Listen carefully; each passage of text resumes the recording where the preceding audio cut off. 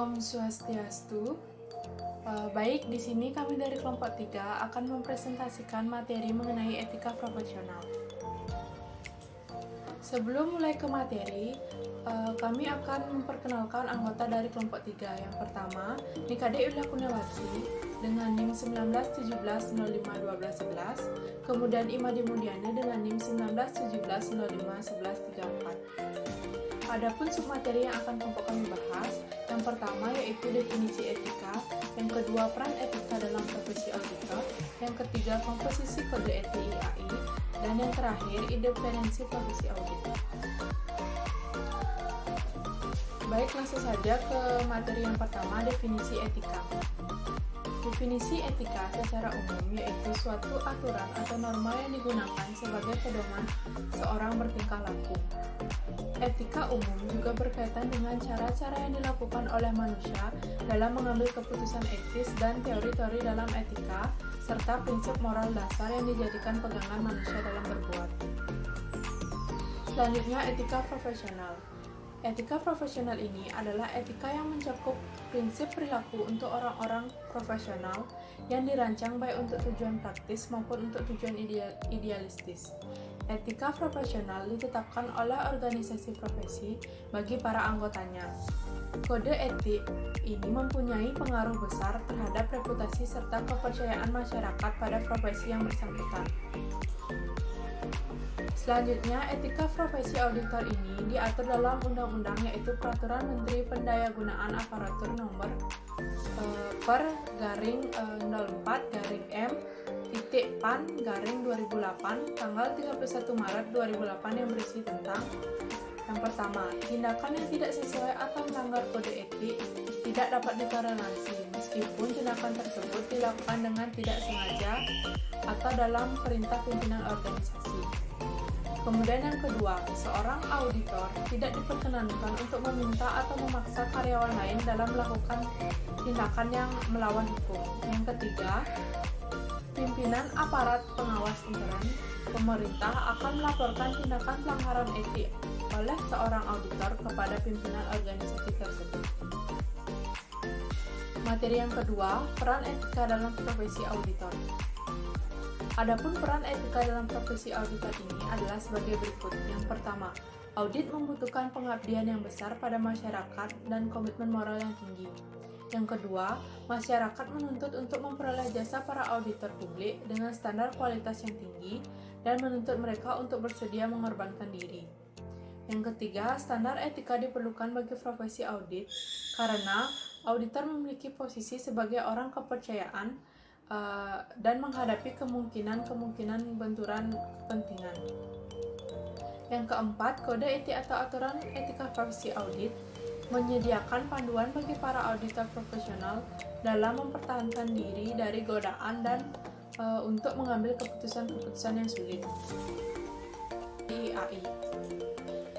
Prinsip etika profesi dalam kode etik IAI menyatakan pengakuan profesi akan tanggung jawabnya kepada publik, pemakai jasa akuntan, dan rekan. Prinsip ini memandu anggota dalam memenuhi tanggung jawab profesionalnya dan merupakan landasan dasar perilaku etika dan perilaku profesionalnya. Kode etik IAI sebagaimana ditetapkan dalam Kongres 8 IAI di Jakarta tahun 1998 terdiri dari 3 hal, yakni yang pertama prinsip etika, yang kedua aturan etika, dan yang ketiga interpretasi aturan etika. Baik, langsung saja ke prinsip-prinsip etika. Yang pertama ada tanggung jawab profesi.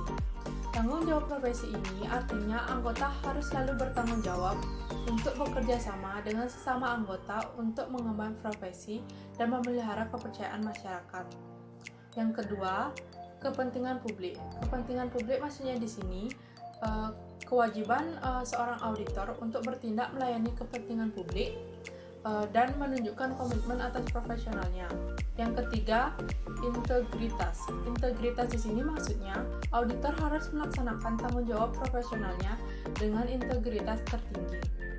Yang keempat, objektivitas. Objektivitas maksudnya auditor harus bersikap adil, tidak memihak, jujur secara intelektual, serta bebas benturan-benturan kepentingan. Yang kelima, ada kompetensi dan kehati-hatian profesional. Maksudnya di sini, seorang auditor harus mengikuti standar-standar etika dan mengembangkan lagi kompetensi yang dia miliki dengan kualitas jasanya. Yang keenam, kerahasiaan. Kerahasiaan maksudnya di sini, seorang auditor harus menghormati kerahasiaan informasi yang diperoleh sebagai hasil dari hubungan profesionalnya. Kemudian yang ketujuh, perilaku profesional. Perilaku profesional yaitu seorang auditor harus patuh dengan hukum dan menghindari tindakan-tindakan mendiskreditkan profesinya. Kemudian yang terakhir, standar teknis. Sebagai seorang profesional, auditor harus melaksanakan tugasnya sesuai standar teknis yang relevan. Baik, yaitu yang selanjutnya aturan etika kompartemen akuntan publik. Isi aturan etika kompartemen akuntan publik adalah sebagai berikut. Yang kode 100 yaitu independensi, integritas, dan objektivitas yang terdiri dari 101 yaitu independensi, 102 yaitu integritas dan objektivitas. Kemudian kode 200 yaitu standar umum dan prinsip akuntansi yang terdiri dari 201 yaitu standar umum, 202 yaitu kepatuhan terhadap standar, 203 yaitu prinsip-prinsip akuntansi. Kemudian kode 300 yaitu tanggung jawab kepada klien yang terdiri dari yang kode 301 yaitu profesi klien yang rahasia, 302 yaitu fee profesional.